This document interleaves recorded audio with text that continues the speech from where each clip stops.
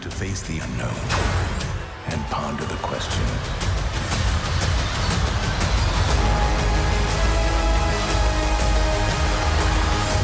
What if?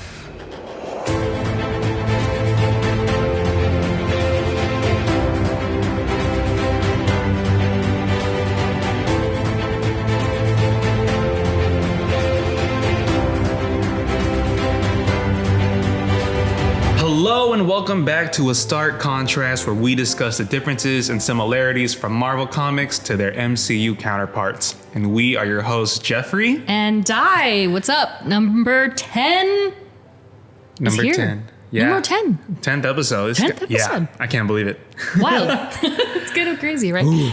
Like 10 episodes deep is pretty wild. Did you think we were going to get this far? I know that's kind of funny to say, but it's just the fact that we're able to keep doing this and like people are still tuning in and listening and giving honest, amazing feedback and are very interested, and we're hearing from all over or from the world, and it's like, oh wow, I love it. Yeah, it's like a new, at least for me, it's like a newfound like passion, and I'm like, oh, okay, yeah, for sure. Like this is great. The fact I can like express this passion out in this format, yeah. Oh, platform. Amazing. No, platform is a great word for it. So, so hey, we're here for number 10. We're also getting blessed by Marvel this year by just having there's so much, like unlimited amounts of just content to discuss. Eating very well, as they say. I can't even keep up sometimes. Yeah. We were just discussing real quick, like about, Shang-Chi and the Eternals trailer and What If, and we still haven't even seen Ms. Marvel come to the table with a date release yet. Or anything from Hawkeye also. And nothing from Hawkeye. And of course, our friend Spider-Man, who is still missing in action.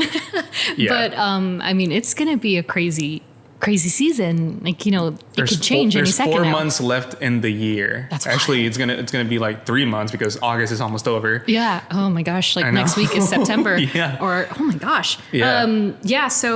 So real quick, we've hit 10 episodes, and let's do a real quick flashback of who we've already covered for the new listeners, or people who just forgot. We have done and covered Iron Man, Spider-Man, Captain America, Scarlet Witch with our friend, special guest, Stephen Ray Morris. Thank you very much.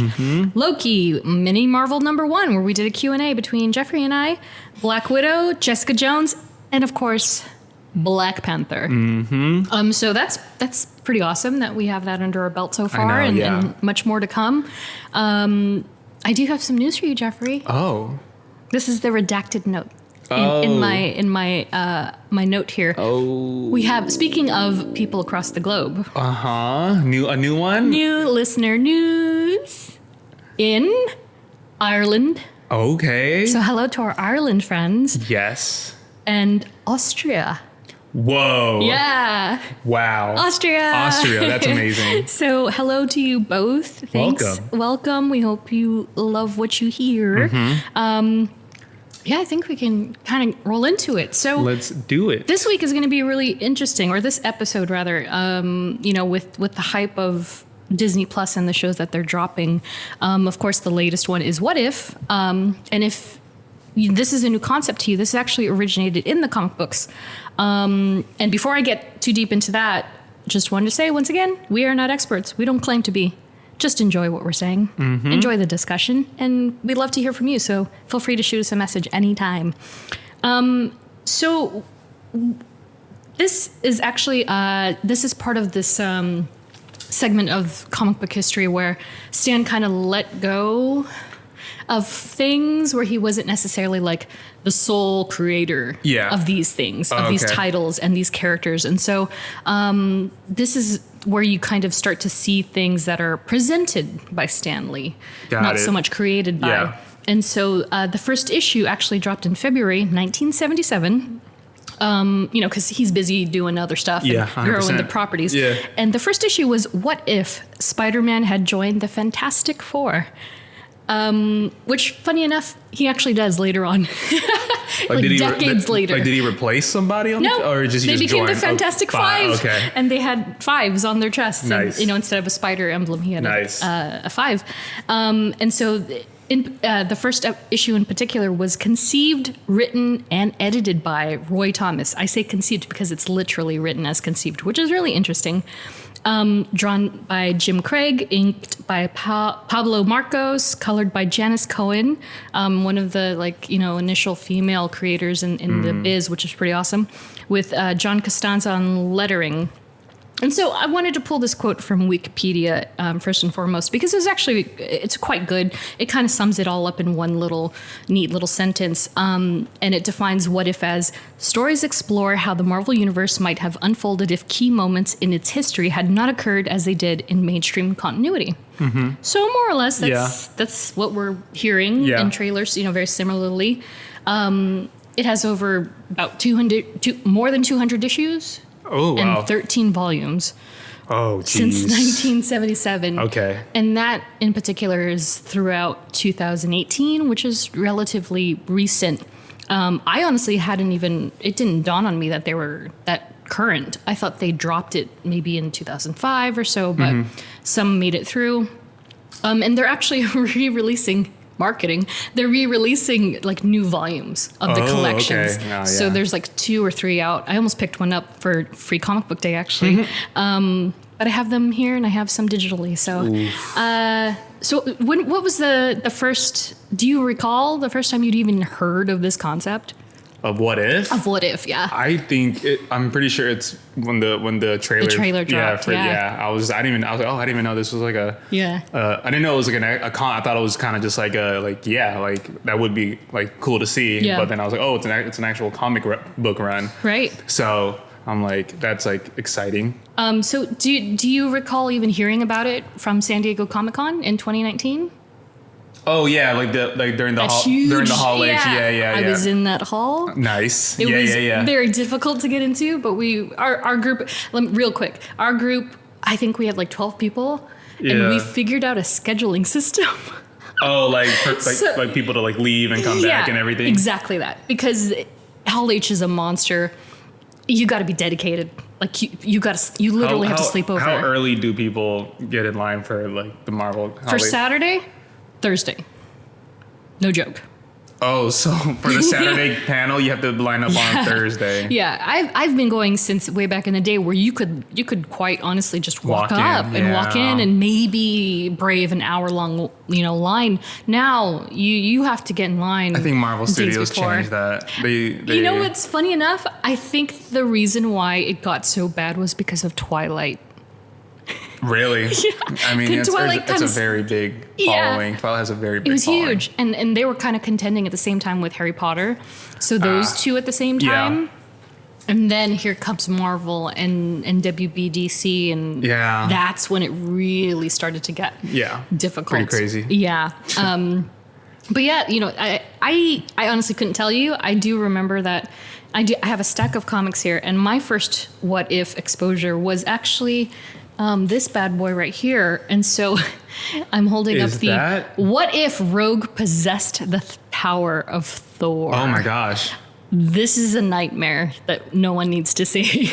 Because she's already strong and tough. Exactly. She's that's what I was saying. Yeah. And so imagine her with Mjolnir and causing havoc. And it's very much like the cover. She kind of goes crazy. Crazy with it, yeah. So that was kind of my first exposure to it. I want to say this was in the 90s. Yeah, I'd say the 90s.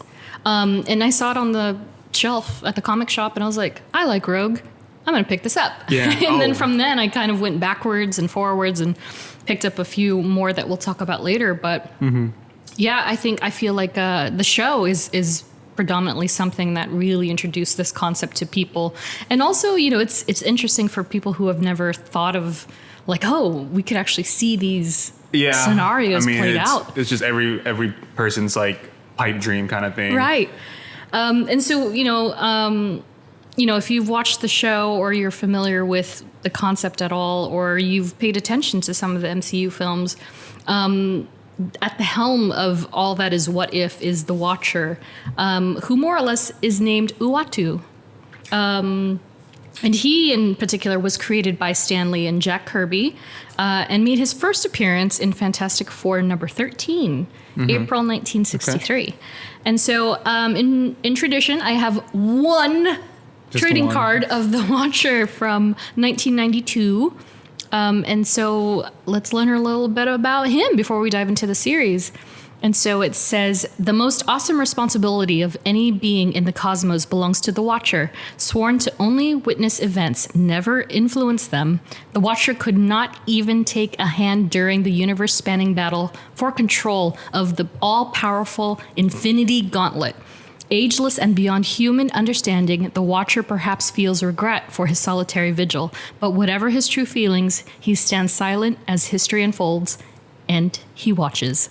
That's very interesting. Yeah. I mean, it's just funny because the Eternals trailer just came out, and like they're also not allowed to interfere unless but they're allowed to interfere unless the deviant whatever come right in. And I think it was if it's not only a human or Terran ordeal, they can interfere because the Celestials told them to. Right. And it's like, and so for Uatu in particular, his is an interesting concept as well. And we very briefly talked about him in another episode. And you were like, well, what does the Watcher do? And I was like, he watches. And yes, sadly, it's very true. And that's his role. But for Uatu, he's kind of got an interesting backstory in that the Watchers themselves, they're the oldest species in the universe. And so they're like the keepers of all time and knowledge. And so they're committed to observing and compiling all the knowledge and aspects of the universe and the happenings within it. And so the catalyst moment for them was, I guess they had gained information on how nuclear energy is, its properties and what it could do. And so they thought at the beginning of their stages, they thought, oh, well, if we imbue these what are they called, the silicons with this knowledge, it's kind of like cavemen and fire.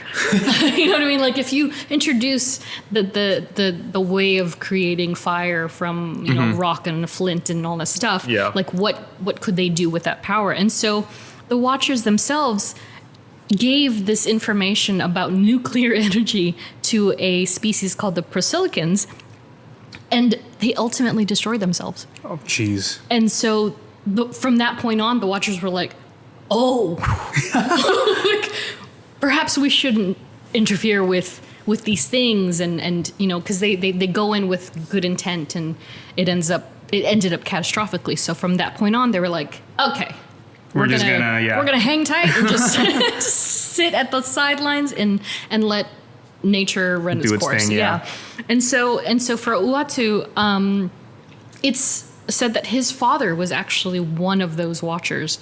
Okay. And so Uatu's like his sort of goal in life is to see all of these multiple occurrences of different timelines and branches and all that stuff, hoping to find a scenario that what his father and those Watchers did actually ended up in the good way. Oh, okay. So it's kind of like that Doctor Strange thing at Infinity War. Yeah, yeah. How many scenarios did he saw? Like 1 million. Blah, blah, blah. Yeah. Do you know the number? 14,605. Is that really the number? Yeah. I feel like that is the number. Yeah. Oh my gosh, Geoffrey. So that number. So he's essentially going through all of those scenarios, trying to find the one event where it didn't end catastrophically. And that is his post as the Watcher. Nice. And so homeboy, he's on the moon. I think I've mentioned this before. It's the blue area of the moon, which is very pertinent to many different characters in the Marvel universe, in that not only the Inhumans have their kingdom there. Okay. I know you didn't watch the show, but I know, yeah. I hope they kind of revisit that one day. Yeah. But their kingdom is on the blue area of the moon. For the X-Men in the Phoenix Saga, Jean Grey and all of those happenings, she died in the blue area of the moon. It plays a big part in the comic books. But yeah, let's see. So the Watcher is defined as an altruist. So once again, he's like, he wants the good for all people. But he has violated his code and actually interfered. Okay.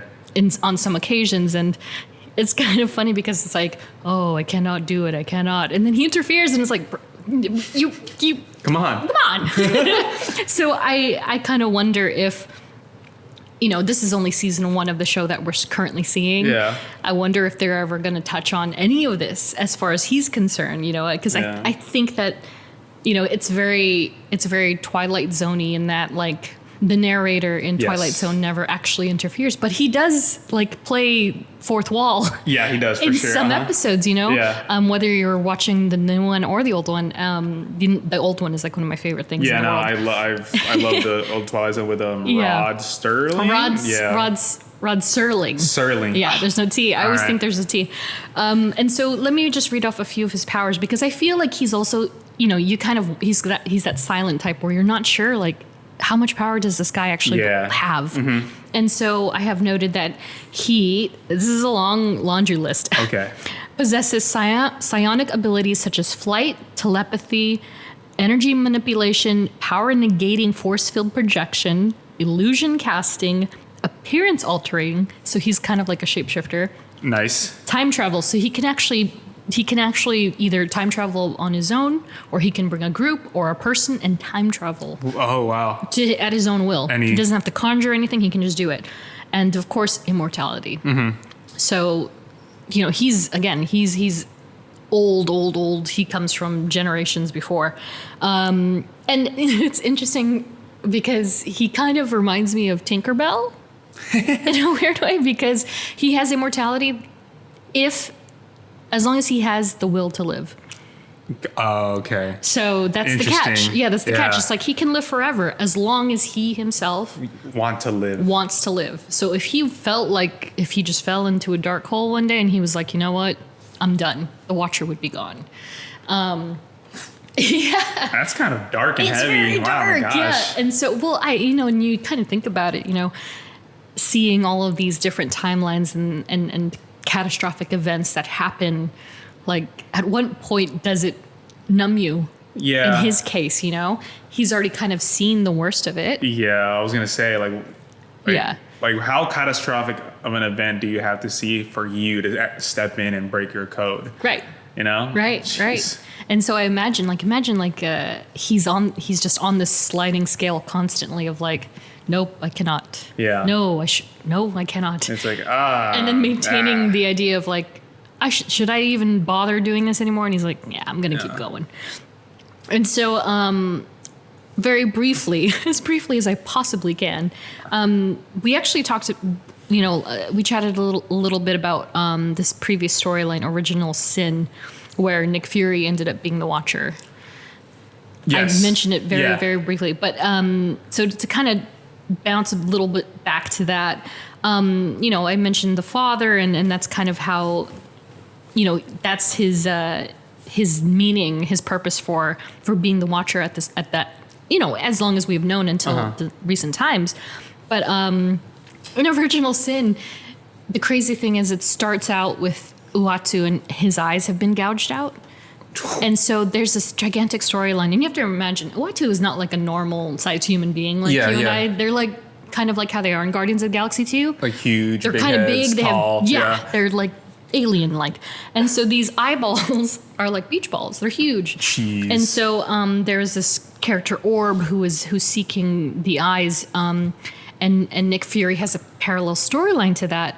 And you gotta go read it if you want to read it. It's by Jason Aaron. He did one of the he's done many books, and he was kind of like the it boy for many years, like 5 years ago. And he did Thor titles, and he's just a great writer all around. But Uatu visited Nick Fury to witness him because he was the Infinity Formula that Nick Fury had was depleting, and he was seeking like what was happening to him. And they had a fight. They had a squabble. Like Nick Fury was just so in the moment of like, tell me what's wrong with me. And he's the Watcher. He knows everything. Yeah. And Fury kills him. He kills the Watcher, and then he takes the second eye.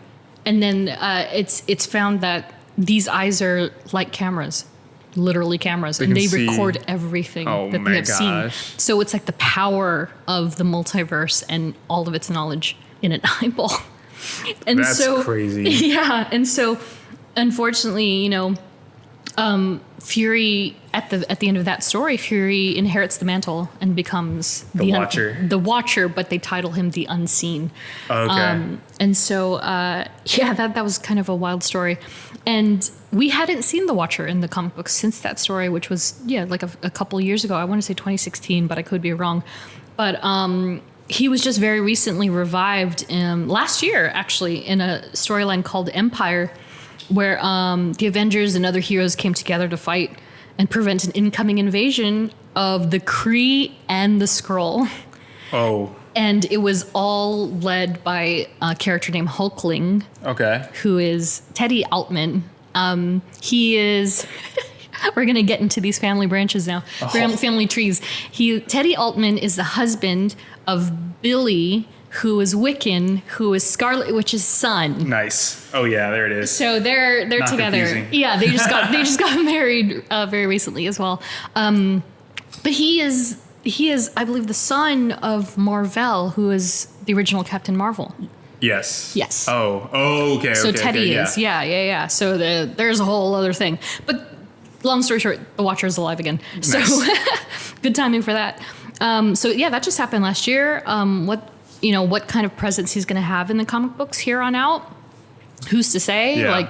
Again, he watches Everything. Sees everything. Yeah, and what that means for Nick Fury, I think, I believe he sent him back to Earth and maybe reclaimed his mantle as the Watcher, but we'll see. We'll see what happens. And so from all of that, rewind, fast forward to Guardians of the Galaxy 2, and we had mentioned, Stan has obviously had the most appearances in the MCU. Mm-hmm. And, people joke, oh, he's the Watcher. And actually, he has a name, and he's the Watcher Informant. Nice. Because he's playing this character. Yeah. Who then reports to the Watchers. Yeah. So he's actually kind of like a character of sorts that's like uploading the information. Love that. To the Watchers. I love that. And so from then, we hadn't seen... That was our first iteration of the Watchers in the MCU. In live action. Yeah, until now. And I believe those three are... I don't even think that was Uatu. I think that was Uatu's father and two of his cohorts. Oh, okay. Yeah, I mean, that's a theory. I don't know. But now we see Uatu in the beginning of every Disney... every episode. Of What If. And so that brings us to the modern age. And so, of course, he's voiced by Geoffrey Wright. Jeff and I were actually talking about Geoffrey. You lost me. I was like, wait, who are you actually talking about? Geoffrey with a J. There it is. We were talking about Geoffrey Wright just before the show, and how his voice is so the presence that his voice has, and it's very clear why he was chosen as the Watcher. He's not quite a Morgan Freeman, but not quite a Liam Neeson, but he just has his form of bravado, grandiose. Right.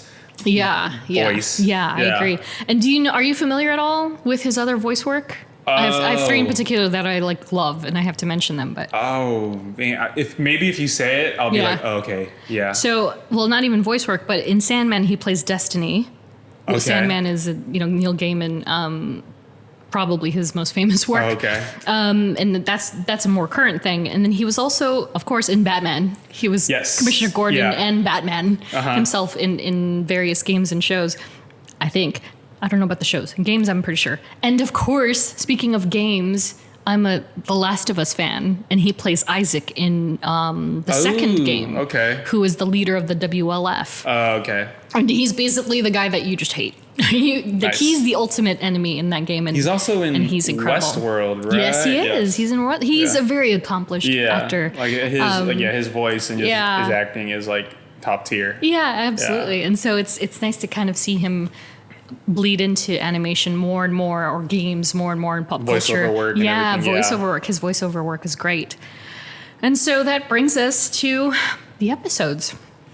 So by the time that y'all listen to this, we'll be 3 episodes deep. We're only going to talk about episodes 1 and 2. Yeah. So spoiler alert for those who aren't caught up yet, I guess. But also, it's worth saying, and I've mentioned this before, that the show does not correlate to anything in particular in the comics. And the comics is very much an anthology series, just like the show should be, more or less. And you do see recurring characters, but they're not playing the same character. So even though we're going to see, like, for instance, our first subject is going to be Captain Carter, even though we obviously seem to see Peggy in another episode, it's not necessarily going to be the same Peggy. Yeah. It's that version of Captain Carter, different branch, if you will. And so, did you know that Captain Carter was, before our conversation, did you know that she was actually from the comics at all? I think so, yeah. I think I've heard that. Yeah. And you know what's even funnier is that the comics were not her first appearance. Really? Really. And so this is an interesting factoid because this kind of frightens me a little because Marvel is so expansive as far as the universe goes. And so, of course, there are Marvel games. Yes. And so I was addicted to this game when it first came out. It came out in 2013. It was called Marvel Puzzle Quest. Oh. And it's like a bejeweled candy. Oh, okay. Candy Crush it's kind of kind of thing. like Candy Crush, but it's Marvel superheroes, and you're playing your team versus another team of 3 characters that you choose versus the CPU or whoever. And Captain Carter was actually introduced in 2016 in Marvel Puzzle Quest. Interesting. Right. That's a very strange avenue to introduce a character that didn't exist anywhere else. Yeah, exactly. Nowhere else.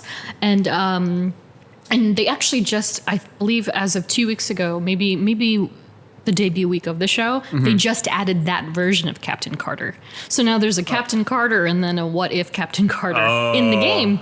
And of course, you know how in-game purchases and all that stuff work. I'm sure that's playing into it really well. But she was created by Jay Sai, Amanda Clark, and Paige I knew I was going to mess it up. Paige Petoruto? Sounds right. Yeah. Nice. And so, kudos to them because that's freaking awesome. Now, for the comic book version of Captain Carter, she didn't come along until 2018. Interesting. Okay. Yeah. So she's, again, very, very recent. The most iconic kind of visual of her is a cover that Dave Marquez drew for Exiles #3. And that Peggy Carter hails from Earth 86315. And so that's basically, if you look it up, it's Captain Carter became Captain. She got the serum instead of Steve. It's the story that we have come to know in the show. And so, what were your thoughts on episode 1? I enjoyed it. I mean, well, obviously it's because I love that it's the original characters voicing them, which is always great. Some sort of Chris Evans. Some sort of authenticity and familiarity for us. For sure.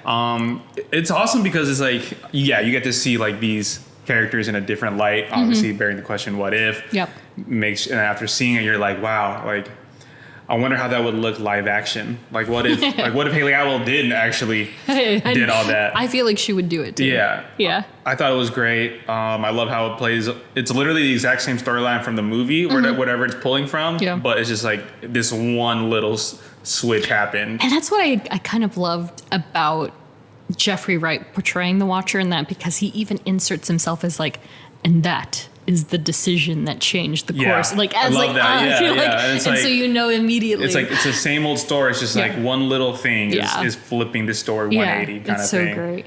And I kind of, as much as I would love to see these like live action, I do appreciate the fact that they are animated.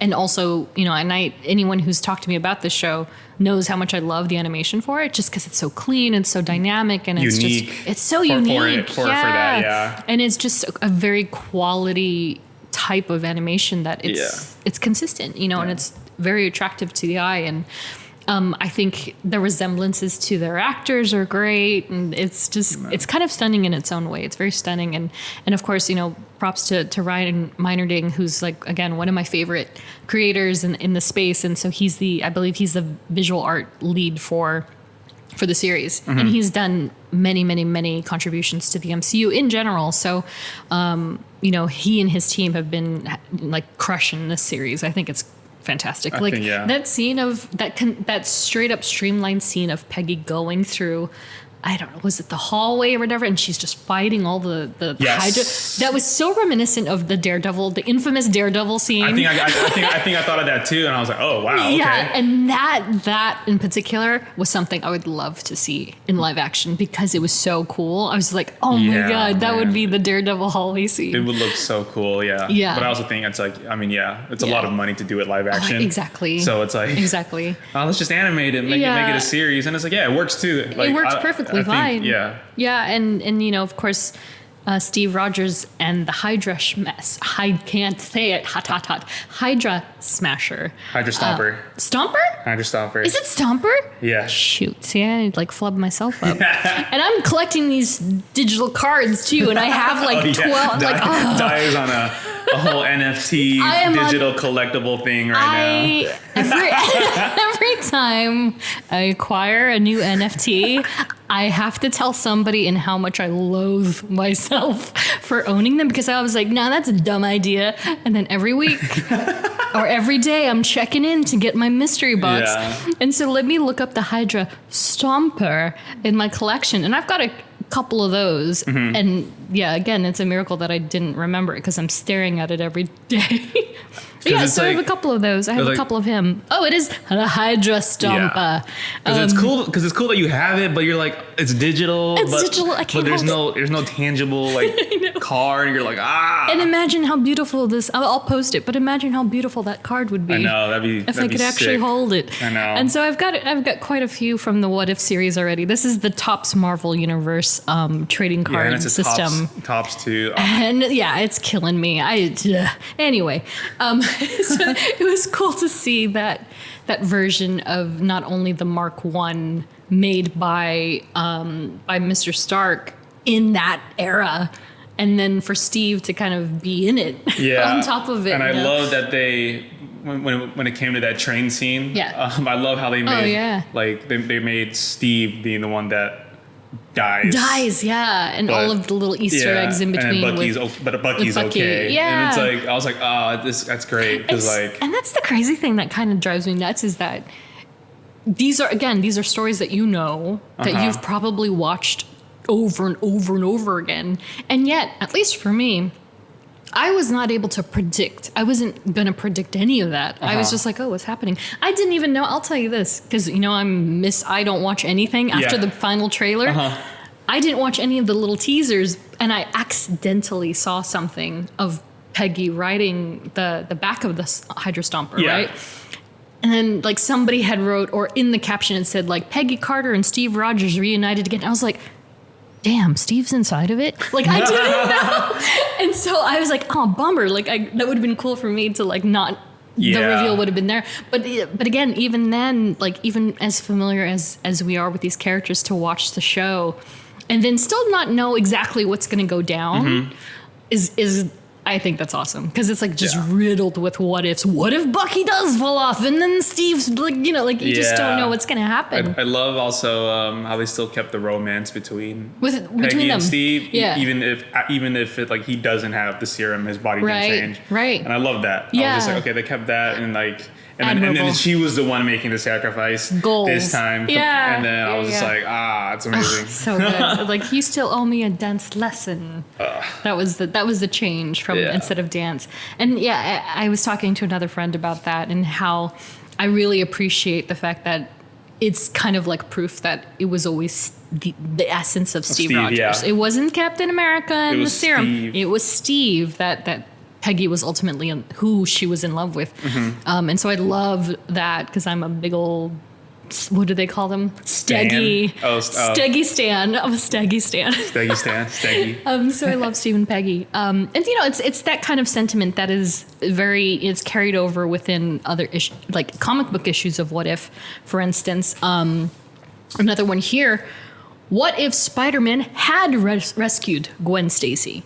And so this is a big one. Yikes. I guess I can talk about it right now. But essentially, you know, this is the story where, you know, if you're familiar with Spider-Man at all, or you saw a couple of the movies, she falls off the bridge. Spider-Man tries to save her, neck goes snap. One of like the most like grueling on-screen Yes, deaths I've this seen. like I have to save the big one for her episode because it's a huge story. Anyway, in the What If version, he saves her. It's great. Ooh. It's good. They're good. Like he does it proper. He does it 2 hands. He pulls her. He doesn't snap or nothing, and he pulls her up perfectly right. She's like, "Oh, thank you," and then he reveals himself. I'm Spider-Man. She's like, "Oh," because like if you know anything about Gwen Stacy and the Silver Age comics of Spider-Man, is that she was constantly like, "Oh, Spider-Man's doing this," and Spider-Man, is he a man of cell? I don't know, because her father was stressed, you know, and pressed, and so he just comes out and says, "I'm Spider-Man," and she's actually okay with it. She's like, "Great." They get married, Whoa. like happily ever after. Wow, what a different turn of events. I almost don't want to spoil the ending, but at the end, he still goes to jail because of J. Jonah Jameson nails him because of all the things that he did as Spider-Man. Wow. So it's kind of like Twilight Zone in that not everything is really happily ever after, like we see in episode 1 with Peggy and Steve, and how you think, oh, maybe they'll actually get have their timeline, and it's like, nah. She still goes away. It's still muddled, but that's the trick. Yeah. She's the one that stays alive. Yeah, right? and I feel like that calls back to kind of Uatu's like his own thing about finding his father's happy ending. Mm-hmm. Like, does it even exist at that point? Yeah. And it's kind of like, oh, does a happy ending really ever exist for Steve and Peggy? And I mean, we kind of see that in Endgame. It's a little different story. Yeah. So yeah, and like you mentioned, Bucky and the Howling Commandos even, I will never get tired of different versions of them bursting through the door. Yeah. that so key good. scene. So we saw it first in Captain America First Avenger, then we saw it again in Falcon and Winter Soldier with John Walker. And then now we're seeing it with Peggy and the Howling Commandos. And so it goes without saying, like, What If is full of Easter eggs. Yeah, left and right. Literally all of them. Yeah. All of them. Anything you could possibly imagine. And so before we get into episode 2, we have a comment from a listener, Ariel. Woo. Hi, Ariel, on Instagram, who simply said, "T'Challa as Star-Lord destroyed me." Yeah. And I mean, like, dang, I agree. Dang. Like that combo? That episode was fire. Crazy. Fire. Yeah. I was like, this is really good. Yeah. And and I had written on my notes, because, I like to keep tabs on stuff. Literally, there's no story of this. There's no source material. It's a brand new original idea. Completely new idea that they brought to the table. That's great. And I love it so much because it is very distinctly, again, What If the series is very MCU leaning, whereas the comic books is obviously comic book.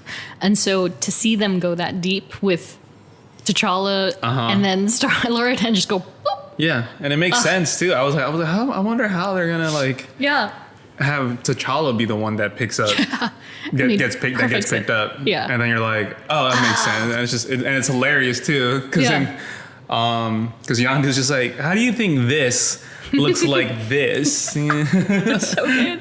Like everything that they called back to. It's kind of like you've got to wonder what their storyboarding looks like and what their outline. It's like, okay, they have every scene from Guardians of the Galaxy. It's a whole different pathway for T'Challa as Star-Lord. I'm like, this is just totally different. Yeah. This is like not even, it's the same kind of structure of the original Guardians of the Galaxy, but it's like a completely different path. Yeah.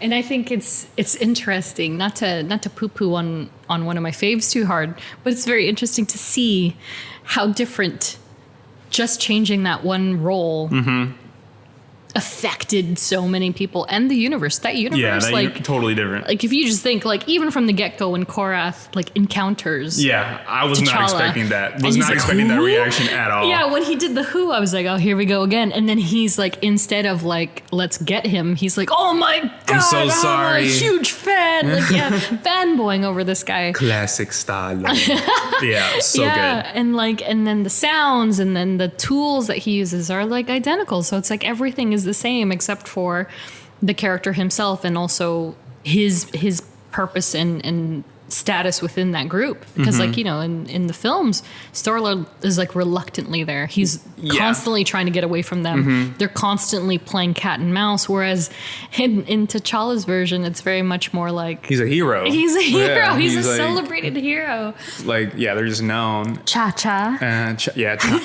Can we also mention good guy Thanos? I know. That I have never been thrown off by something so much. I literally was just like, his face, Geoffrey's face. He's like, what? I was like, because who brought it up? Korath brought it up. He was like, how did you stop the Mad Titan? And you just see this big arms be like, he didn't.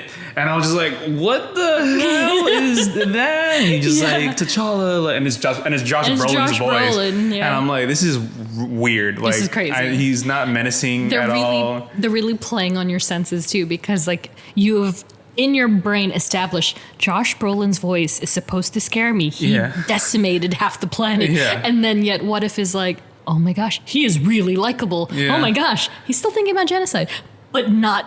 What is the line? That sounds a lot like genocide. And he's like, no. What did he say? What did he say? I can't remember. I was like, at random though. At random. And they're like, it's still genocide. I know. Oh my gosh. And yet it's, you know, of course it's a cartoon, but you know, it's just so, again, they're flipping the script in a great way. I don't know if you've noticed when Thanos was holding off the guards for the ship, that scream he does, where he's like getting beat up by the Black Order, I think that scream is from when he's getting put under by Mantis. Oh, like it sounded very familiar. I was thinking too, and you know, like, sorry we didn't look this up, but I was thinking too about how many sound bites they may have actually pulled from the actual films, instead of actually having somebody having them recorded, like you know, especially like in Kurt Russell's, you know, one line, like did they really bring him in or did they reuse it? But yeah, it was just crazy. The Nebula looks different.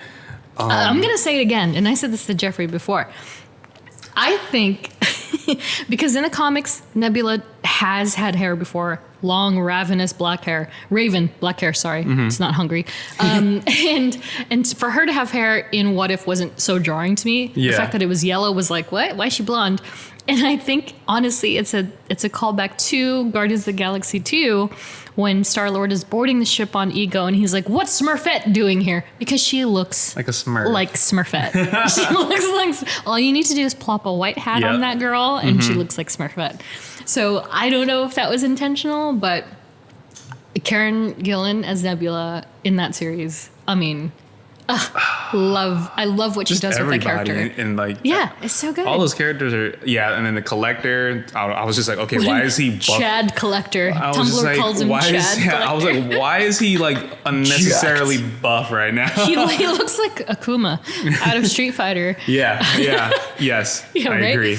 Oh my gosh. So good. So good. And so, you know, with the series, like, 25 MCU actors have returned to the roles. Now, again, whether they've returned or they're just using sound bites, or in some cases, like using a line or two. I mean, we're not sure, but that was announced at SDCC in 2019 as well. And so I wonder, because there are still characters that have not been confirmed the voice actors for. And so I wonder if in cases like Gamora, for instance, who hasn't been listed, like, did they end up getting Zoe Saldana and they haven't said anything? I mean, maybe we'll know by the time this episode drops, but I wonder who the rest of the filler cast is, because, you know, with Captain America, not Captain America, but Steve Rogers in particular, he's voiced by Josh Keaton, who's done many iterations of Spider-Man in the animated universe. And so it's nice to see these characters, these voice actors portraying characters that may or may not be their usual, but... Same thing with Drax. I mean, Drax is done by a different person in the series. And it was great. And, you know, and it's kind of like the video games too, you know, like Ultimate Alliance. A lot of those voice actors sound so much like their predecessors. It's kind of insane. So I'm curious to see who ends up popping up as which character. Because there's so much more. And also, like, I wonder if there's barely any because 25 people came back, including Chadwick, which is insane. And he's in three more episodes. 3 more, I know. I can't wait. So good. And so there are 9 episodes slated for this first season.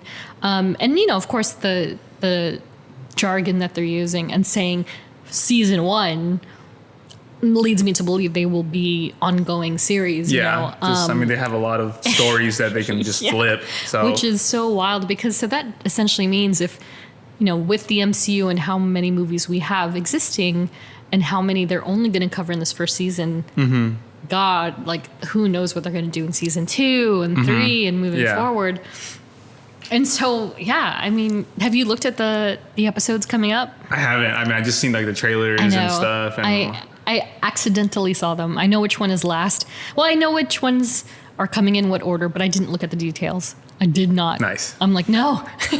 I don't want to know. I don't want to know. I want to be delightfully surprised each and every time. Same. I might have to because I'm going to Hawaii this next week, so I might have to watch it when I'm over there on my phone. You're gonna be on your phone, probably laying back it on the beach, being like, "Oh, what if dropped?" And so, that's kind of to be continued until next Wednesday, and the next 6 Wednesdays after that. And God knows what we're gonna see in that next month and a half. I did see the pic of Spider-Man wearing Doctor Strange's cape. The cape. Oh, coat. I was just saying coat. Wait, the cloak of levitation. Yes. There it is. Sorry, no capes. No capes. So that's interesting. I'm glad they got Spider-Man to be a part of this. Yeah. Because I know that's I know anytime Spider-Man pops up in a Marvel Disney property, it's very whoa. Like you did a lot. Now, do you think Tom Holland got to voice him? I'm gonna say I want to say yes. Just because I know Tom loves playing Spider-Man. He loves it too so much. But I wouldn't be surprised if he's not. Yeah, same. Sadly. Or unless they get Well, I thought they were just gonna pull in Josh Keaton again. Oh, I was gonna say, what if they get Yuri? Oh, Yuri Lowenthal. Yeah. Oh, that'd be actually kind of cool. That'd be great too. I love Yuri. I'm not mad at that. Yeah. Oh, yeah, that'd be awesome. And so, I wanted to dive in back into the comics, until we have more episodes to talk about. But so there are quite a few instances where a what if book actually came true, at least in the comic book verse. And so I named one of them already. It was what if Spider-Man joined the Fantastic Four, and he did twice. Nice. So that's kind of funny. And he donned an outfit that I like to call the Oreo outfit. Okay. Because it's black and white. Black and white. But he's cream with cookie. So it's all white, nice. But black accents, which is really pretty sick. And I think, yes, it's in the Spider-Man game. Oh, okay. It's that white suit. Oh, okay. Yeah, I forgot the Future Foundation suit. Okay. And then another one of the favorites that we're gonna see in the next year or two. What if Jane Foster had found the Hammer of Thor? And that actually happened, and it became a story. Once again, penned by Jason Aaron and drawn by Russell Dodderman. Another one. What if Hulk had the brain of Bruce Banner? So again, that was a what if concept. Yeah. And the funny thing is that we see Smart Hulk. We do. He's in Infinity War. Yeah. And he's wearing a cardigan and being cute. And saying, what is it? When they're taking the picture with the Russo's kids? Hulk out. Oh, yeah. Hulk out. And then what if Spider-Man had not married Mary Jane? And so interesting. I think I have that one here. That's a big one because that actually turned into a huge arc that many Spider-Man Mary Jane purists loathe because it's called One More Day, and basically they made a deal with Mephisto. Of course. Ding ding ding ding ding. Mephisto to save a dying Aunt May. And essentially what he did was that he bartered them. That's what you get when you put trade and barter put together. He bartered with them for their love, essentially. Got it. And he's like, I will undo everything and I will let her live, but you got to give me that whole energy of yours. you'll never remember this happened. You won't remember anything that led up to this. You'll just never have been together. And so he untangled their entire like history. Oh my God. At least romantically. And so that was huge. They've since retconned parts of that, but you know, they're fine now. Don't worry. And then, which brings me to the first issue in numerical order that I actually own, which was, what if Elektra had lived? And so she came back, and you see that even in the 2002 Daredevil film with Batfleck. Oh yeah.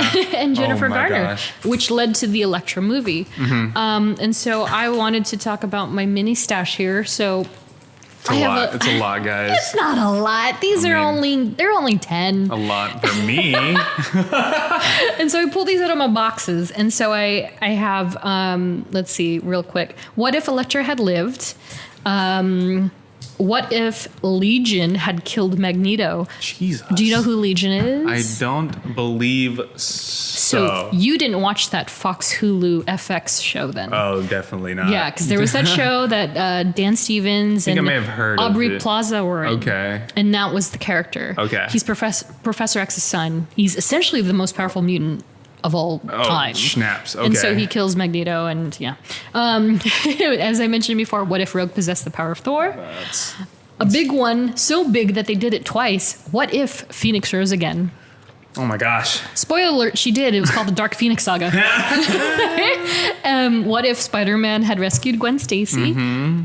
You'll see a trend here. What if Spider-Man had not married Mary Jane, like I Okay. just mentioned? Nice. What if the world knew that Daredevil is blind? Oh, whoa. Okay, that's It's interesting. a very Wow. interesting one. What if Blink of Generation X had not died? So she was a big catalyst in the Generation X books. Okay. That's when Banshee and Emma Frost led a team of young mutants. It was a great series in the 90s. And she was kind of like a cornerstone character, and you saw her in Days of Future Past. Yes. And so she was very powerful, and anyway, I loved her. What if Aunt May died instead of Uncle Ben? Oh, that's a big good one. one. Yeah. Now this one's funny because it looks on the cover, it very much resembles what we might be seeing from Spidey. But what if Spider-Man had never become a crime fighter, and he has a cape? Oh, wow. So I feel wonder- like I wonder if they pulled from that. I feel like they may have pulled from this issue. What if the Amazing Spider-Man had married the Black Cat? Oh, that's interesting. Interesting. That would be very And interesting. then last but not least, the X-Men ask, what if Phoenix had not died? And again, they did it again. Yeah. It's kind of like the same story remixed, and it's another dark Oh my story. gosh. So these are the ones that I have. And of course, there are tons more on Marvel Unlimited. So yeah. That's a lot. It's a lot of so many stories to twisty be told. remixes. I know. And so that's why I'm just like, oh, what are they going to do? And imagine if they did jump into X-Men territory now. Imagine. It'd be a solid like roll into intro for be like, oh, like this is what X-Men could possibly look like in the MCU. That'd be crazy. I mean, because the first X-Men property that's going to be is the Fantastic Four, right? Yeah. So we think. I mean, unless you count Deadpool. I mean, they announced it, and so that's the Yeah. only one they announced. So I Yeah. mean, who knows when that's gonna get announced? Yep. And so, I wanted to shout out listener Billy actually shared his favorite or his first What If comic, and it was what if Wolverine had been Lord of the Vampires during Inferno. Jeez. And so Inferno is a huge arc back in the day, I think the 80s. I mentioned her in a previous episode, Madeline Pryor, who was a clone of Jean Grey. Okay. Basically, it's baby Cable. It's a lot of baby Cable and demons and stuff. And so the Lord of the Vampires is actually a character named Varney. Varney, I don't know how you pronounce that. And he, long story short, he served in a cult of the Darkholders. Oh. I know you know that Okay. word. And he was later transformed into a vampire. Of course, like all people do. Yeah, by the Darkhold itself. Jesus, man, all this talk of Darkhold. I know. I'm like, And allegedly was the last surviving vampire created in Atlantis. Wow. before the Great Cataclysm and ruled over Earth's vampires. And so that what if in particular just kind of, what if Wolverine had been that character? That's insane. And so that's another scenario where you have this like powerful regenerating character that can't die basically. as an undead. It's kind of wild. Is that like counterintuitive at that point? Yeah, exactly. Like kind of like Rogue and Thor. Like undead. how do you? don't know. Yikes! Because even Thor can still be wounded. Get beat up. Yeah, it just takes a lot for him to get hurt. Right, but imagine still. it like Rogue powered, and she's absorbing people, and like woof, woof, woof, woof. And so we got a couple of some what ifs from the crowd. Let's here. hear it out. Yeah, You ready? You ready to talk, buddy? Uh-huh. Okay. First one from Patreon patron Andrew. Okay. What if Yes. Iron Man had killed Cap and Bucky at the end of Civil War? At the end of Civil War? Yeah. Oh yeah, that would be. What would have happened? What's that comic you want to see? What is it? Superior Iron Man. Dude, that was my answer. Just turns, That was my answer. Just turns dark as hell. He turns dark as hell. He turns into Superior Iron Man, and that's it. Like the Avengers are disassembled. He Yeah. goes back, and you have to imagine like everybody would be against him. I would imagine He killed Captain America. The media presence would be insane to be like. They would eat him alive. Like Tony Stark killed Steve Rogers, Yeah. Captain America, Right. the face of America, basically. Yeah. And it's like America's ass. Whoa, Jesus! Like that's pretty intense. Like that's. Because what happened? What's the film after Civil War? Is it Avengers? No. Come on, Jeff, you got this. Well, no, Civil maybe War you don't. came out in 2016, so then the movies that came after Civil War in 2017 So or Black end of Panther? Well, Black Panther was beginning of 2017, Yeah. right? And then Doctor Strange also came out in 2017. So all that, see, that could have all been affected. Could have all been affected. What Maybe if not so much Black Panther, Yeah. because no, No? but maybe Doctor Strange. But I mean, But what if when they became Infinity open? War would be a totally different But story. what if they became open and they became the provider of technology instead of Stark Technologies? Oh. But then Superior Iron Man would just probably just get decimate crazy. everybody. Yeah. Like he'd go have a war. rogue. He'd go crazy. Yeah. Yeah, and Infinity War would be a totally different. Yeah. Oh. No. I wonder if he would even be conspiring with Thanos at that point. You know what I mean? Because they know each other. They know of each other. Like, can you imagine if he's the one like getting the stones and he has that gauntlet? Oh, and Iron he's, Man? Yeah, and he's like fighting. he's the big baddie and instead he's of. fighting Thanos and the Black Order with the previous Avengers and the Dora Milaje Jeez, and wow, that would all be. of the. Oh wow. Yeah. That would be crazy. But also, a world without Captain America and Bucky is not a world I want to live in. Yeah. I think it's like impossible. Yeah, this is why Steve Rogers is on the moon, guys. And from Twitter, from ironically a listener named Steve, he asks, "What if Iron Man didn't get the stones and Thanos got to snap again?" That's it. That's the end. That's That's the end That's what I said. of the Marvel Cinematic Universe. Like, The end. It was nice while it lasted. yeah. Yeah, there would be nothing. Because what Thanos wanted to do with the stones at the end of Endgame was like destroy this universe and create a new one. So it's Yeah. like, oh well, Yeah. yeah, roll credits. Like that's Roll it. credits, and then it's black, and then it fades in, and it's baby Thanos, Yeah, and that's and it. then a new universe. Like, oh, Like, there's no multiverse would have gotten created. created Yeah, or 'cause discovered. there would be no. Yeah, that's Oh just my it. God. The cinematic universe just ends. There's no Sylvie to shake the tree. That's just hilarious. Oh my gosh. If you think about it, I would have loved to see that because when Thanos was describing like what he was going to do, I'm going to shred this universe Yeah. to its last atom, and from Start it scratch again. start a new one that knows not what it has lost, but only what it has gained. You should see my face right now. Okay, you know that a little too well. Born out in the blood. And you won't be alive to tell them. Yeah. Oh my god, I'm frightened. Oh my god, Yeah. that's great. Oh, that's so good. Now I pose this question to you now. What are some what ifs that you wonder about? I know. Yeah, I was thinking about this. Oof. What if one that came immediately to mind when I was thinking about? I was like, what if Doctor Strange never got into a car accident? Ooh. Now, do you think that somebody else would have been like the chosen one? And who else? Who? Because then he would just be a surgeon. He would just be a surgeon. But like the ancient one said, like it's inevitable that he's supposed to be the best of us. Yeah, you're about 5 years too early and whatever. What if Stephen Strange never got into a car accident? Yeah. I wonder if there's an actual. I feel like that could have been an issue. Oh, what if Civil War never happened? What if Tony and Steve never had their differences?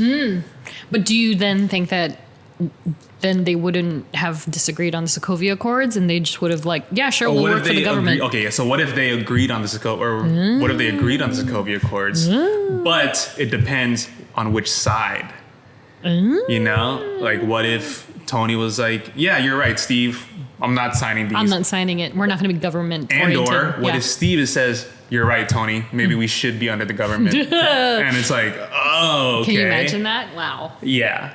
We see that threaded all the way up until Black Widow and how it is and how they're on the run, on the lam. If Tony went on Steve's side, Infinity War, I think the saga would end at Infinity War. There would be no end game. Yeah. I think they'd come together and defeat Thanos. Interesting. At the end of Infinity War. Because they fought him separately, right? Yeah, so it's like... That's true, huh?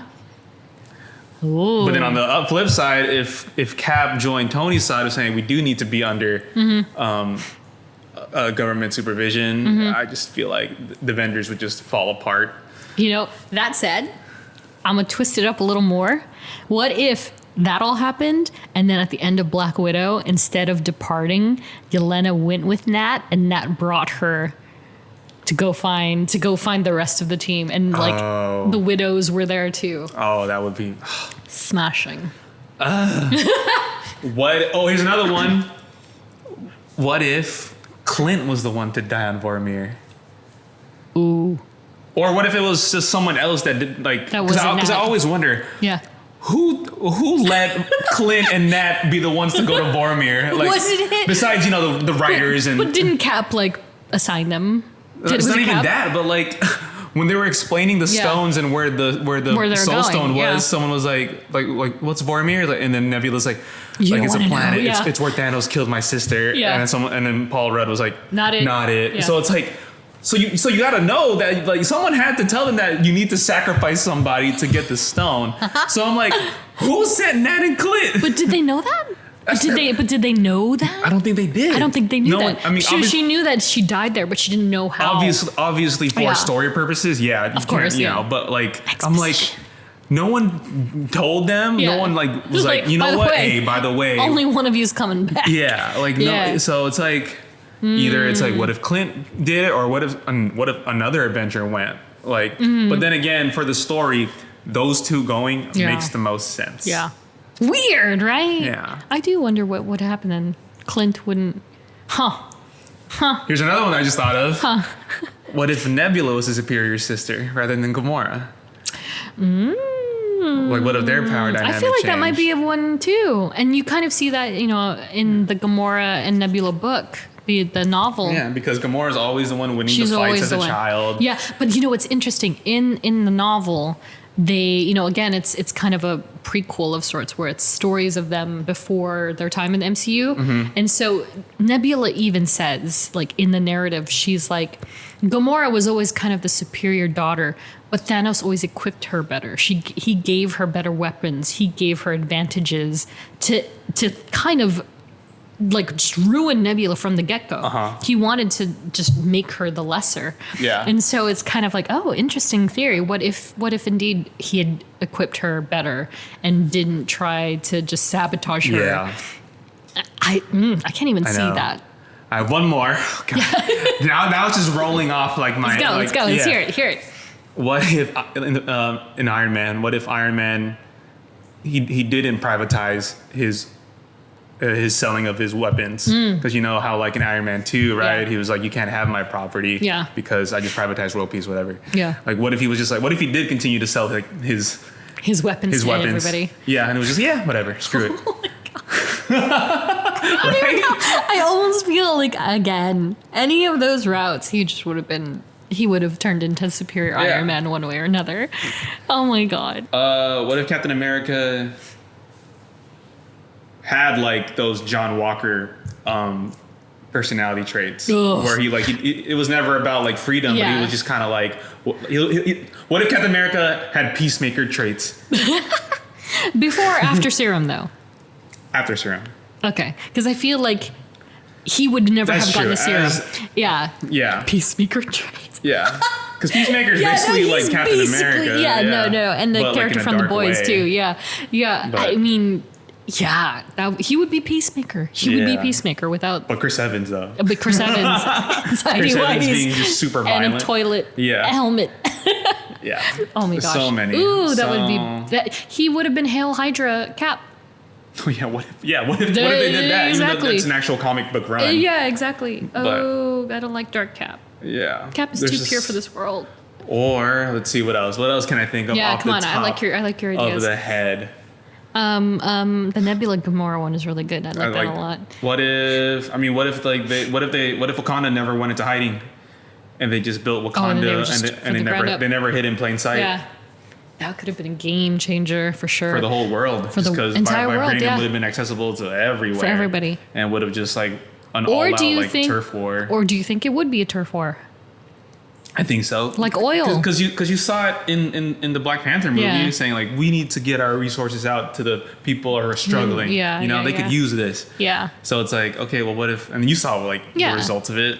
Yeah, people would just attack Wakanda and be like, we need your vibranium. We might see something like that in the episode with Killmonger and Iron Man. That's true, yeah, because Stark Industries. We don't know where that goes. I haven't seen a lick of that one. Like, that one's gonna be funny. All we see from that is that opening is Killmonger part, saving Tony Stark. and that's it. Yeah, we haven't seen anything else, so that's gonna be wild. So, God, I can keep them rolling. What if Sony never allowed Spider-Man in the MCU? That is my nightmare. Can you imagine? What if Spider-Man never appeared in Civil War? Oh my God. I mean, I don't. Oh my God. Oh my God. Can you imagine? But I feel like we wouldn't even have the films that we have now. Like we would maybe have had an Amazing Spider-Man 3. Maybe. What if there would be no Tom Holland? What if Tony Stark? Okay, and then on top of that, what if Tony Stark wasn't the one that takes Peter under his wing? And let's say it's Cap that takes him under his wing. Ooh, I like that. But then he wouldn't have the tech. So he would be sad Peter sewing his own suit like Andrew Garfield in Amazing Spider-Man. Or what if Doctor Strange took Peter under his wing? Ooh. And he learns the multiverse. And he's able to have a sling ring. I mean, that might be where the hot toy is from. Sling ring Spidey. Or imagine. I wonder what, I mean, I don't want to get too spoilery there, but yeah, I wonder. Ooh, that's a good one too. Sling ring Spidey, that'd be cool. I just want to see 10 minutes of Tom Holland bugging Benedict Cumberbatch. Magic with a cake. That's my favorite thing about the Star-Lord hot toy that I have from Infinity War is that he comes with the Doctor Strange platforms so you can step on them. Yeah. Oh, that's so cool. I love that scene. What else? What if? What do you think? Oh God, I don't know. Mine are too X-Men oriented. They don't resonate with anybody. What is a good one? What is a good one? And it's a lot about role reversals. You know what I mean? Like it's kind of, who's a good one? I don't know what a good one would be. It's just there's so much, and like what if Stephen Strange never got into an accident? Mm-hmm. What if it was Peter Parker who didn't get bit by a spider? And that's a real story now, but not entirely. What if it was Mary Jane? Can you imagine? They call her. She's the Spinneret in an alternate universe. The Spinneret. But that would be an interesting one, like to really. And I think inevitably in the versions that have been done on that, the person who gets bitten does not use it for good, almost always, because it's always about the person that's at the heart of that catalyst. You know what I mean? And it's like Steve, for instance. Yeah. Oh, what about this one? What if Infinity War when Thanos stabs Iron Man? Yeah. What if Iron Man just died right there? I thought he was. I thought he was done. Yeah. I remember when I sit in that theater and I gasped. Yeah. My gasp. I was like, he's I've done. never heard a theater go so silent so quickly when Iron Man got stabbed. And I was like, well, it's because no that way, sound. right? You hear that sound? It's like, I was just like, no way, Yeah. right? There's no way he dies he here couldn't have, yeah. on a planet. That would have sucked. So, like, but what if he did just end up Yeah. dying and Strange never sacrificed the stone? Oof. There's too much. Oh yeah, and it goes into another one. Like, what if? Because remember, Stephen Strange said, like, whether it comes to you or the kid, I will not hesitate. Yeah. To save the stone. And like, what if he was like, yeah, just die, kill him. You're never my getting the stone, gosh. dude. Just Yeah. sorry. Oh, It's hidden in God. the stars, and you'll never find it. Right? So. Oh my it's like, gosh. Because and it's, all of that could have been. Yeah, all it takes is one scenario What to change it. if Oh, God. Star-Lord never made it personal and he didn't start hitting Thanos when he was under Mantis? That's the big one. That's the one that I would have liked. And they got the gauntlet off. Yeah. And they're like, cool, we did it. See, now that poses the question: were they meant to lose? Were they meant to lose? According to Doctor Strange. Yeah, right. He knew it was He knew. coming. He was like, we're gonna have to sacrifice. We're gonna have to break a few eggs. Yeah. Why do you? That's what I think. Because obviously Doctor Strange knew. That's why he never said anything. Right. During while they were restraining Thanos. Like he wasn't saying anything when Quill was going on his monologue. And that's the thing. Like people are, Star-Lord. I'm like, that there were other people there. Yeah, And he didn't do anything. Yeah, the only person that said something was Tony. Yeah. He was just like, Quill, we almost got it. We almost got it. Cool. Yeah. No, keep it cool. Keep cool. But Strange never said anything. He never said was just a like, darn thing. He was probably like, Here it comes. Here it goes. God. Oh my God. Could you imagine? It's like, it is what it is. Yeah, you gotta let it go. But like, man. what if they got it off, and then it was like, cool. That would have been the We end won. of that movie. But what's crazy is that Gamora would still be dead. Yeah, That's not changing messed anything. up. Yeah. I don't like that. I don't like it. Sorry, Quill. I know. So yeah, I'm curious to see So how good. they do. They're just. Ugh. That's why I think like they can do this show for multiple seasons, Yeah. however long they want to. That's what I'm saying. I'm like, because dude, there is an endless amount of story to tell endless. and flip. So it's like, Endless. I think. Nah, I'm not gonna mention. Never mind. what? There's so many. What if Drax had killed Gamora in the prison? Oh, that's right. Yeah, that's Like, a good one. What if Gamora had killed Star-Lord in the prison? What if Vision hadn't died? I was thinking that as well. What if Pietro hadn't died? Oh, that's a big one. And that would've Clint changed. did. Yeah.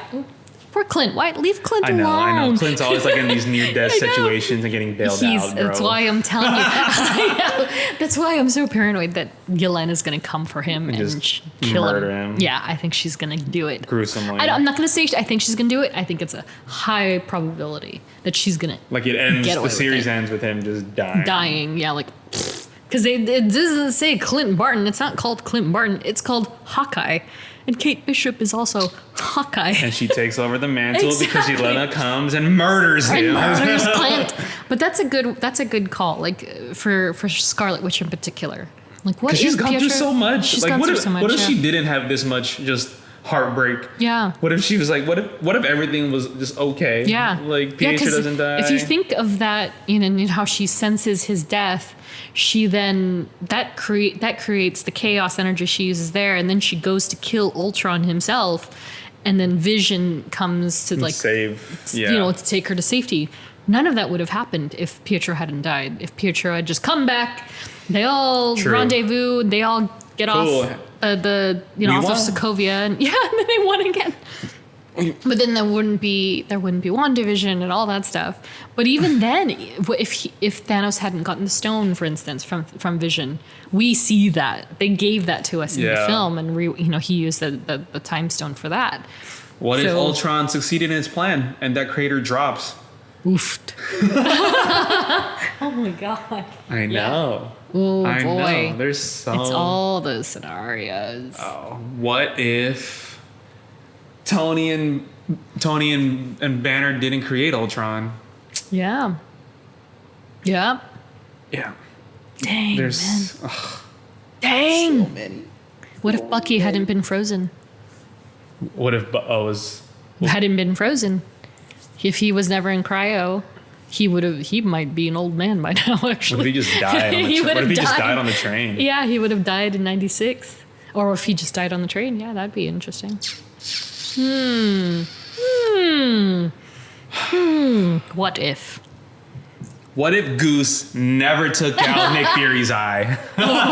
Some people pretend that never happened because they're just like, wait, what? People are so mad that was the reason he lost his eye. And I was like, honestly, I think it's freaking hilarious. It's pretty funny. It's pretty funny. Like, who cares? Because everybody had theories like, oh, how did he Like, lose his eye?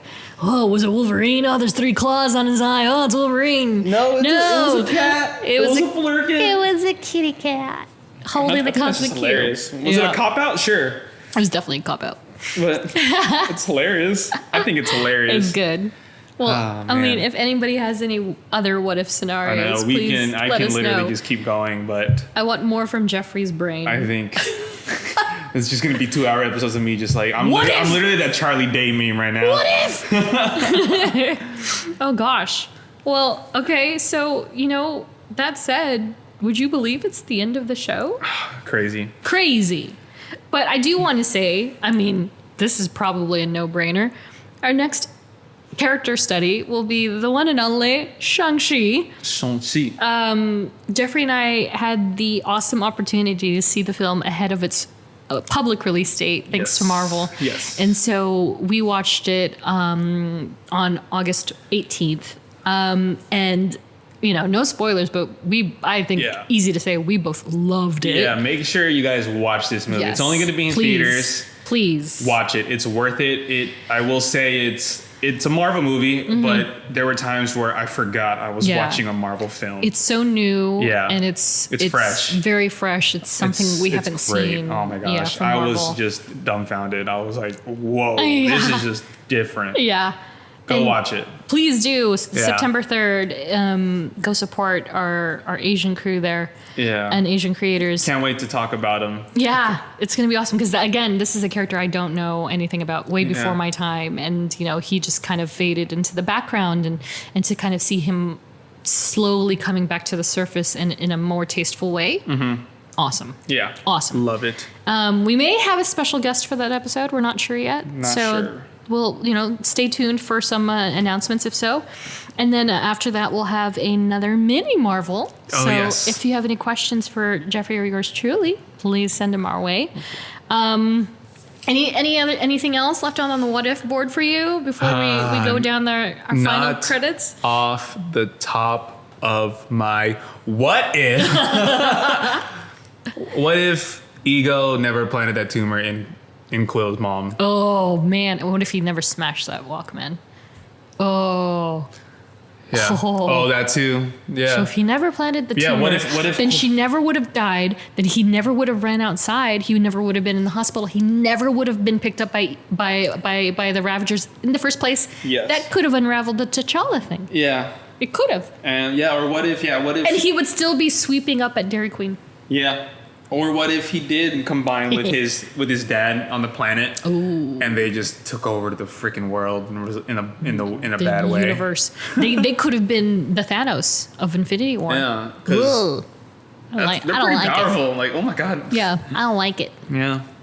But that could have also spawned a whole new, plethora of characters to be introduced. Because in the comic books, Peter Quill has a half sister, and she's like omnipotent. Jeffrey's like, what's happening? The family trees, I'm telling you. Another one involving Quill. What if he was able to kill Gamora on Nowhere? Ooh. Instead of having Thanos reality stone him with the bubbles and everything. Wait, you said, yeah. Oh, I didn't even think of that. Wow. That reaction. Yup. Ooh. Yup. Oh, can you imagine that was their last thing? It was like, I love you. Like, another one. Oh my god. What if the Collector had collected all this Infinity Stones? yeah, that could have been a probable one because that he was thinking He's about already it. had two. He was thinking about it. Oh yeah. And then he was like, I cannot do it. Karina. What if Karina was able to wield the Power Stone in that scene? In that scene. Oh man, that would have been interesting for sure. It's just, I forgot she died there, huh? I know. Yeah. I can go. Yeah, because it's interesting in Infinity War, the books. Nebula has the gauntlet at one point. And what if Nebula wields the gauntlet in these movies? Everybody would be in trouble. Everybody. She'd go after Gamora first, but everybody. What if Iron Man doesn't die from the stones? Can you imagine if he didn't die from the snap? That would have been like a happy ending. Happy. It would have been like the most. He'll probably be like, yeah, you did it. Yeah. You saved the world again. Yeah. Oh my gosh. Yeah. Yeah, and then there would be no funeral, and then who knows how that would have ended? Yeah. Oh my gosh. What if Cap didn't miss his jump point? I was gonna say that was the next thing I was gonna think of. Like, what if Cap didn't? And he doesn't pass on the shield to he doesn't to pass Sam. on, and then we wouldn't have. Oh my god. Would Bucky still have long hair? Maybe, probably. Oh my god. Yeah, there's so many. Oh my gosh. Oh my gosh. What if Wanda didn't take over a whole city? A whole town. A whole town. And then there wouldn't have been. What if Jimmy Woo never learned that magic trick from Paul? From Scott. Oh my gosh. Then we wouldn't have had Jimmy Woo and Darcy together with potential to meet Luis one day. What if Monica Rambeau was able to make it through the force field, but without getting the powers? Yeah. She was just able to walk through. That would have been a bummer. What if Monica hadn't died? Maria hadn't died. See? I hate this. Oh, this is the if? worst. That's a lot. We can literally just spend like 2-3 hours just asking what if. I hate this. That said, thanks for listening, guys. We are a great salute to Robin, Joe, Liz, Ed, Claire, Jenny, Andrew, and Melanie for your constant support. Thank you. Follow us on social at STRKCNTRST. We have Patreon. If you want to become a Patreon, we have Patreon. Super easy. And that is all. And with that said, we will see you in the next one. Bye. Bye. As for me, these are my stories. I observe all that transpires here, but I do not, cannot, will not interfere. For I am the Watcher.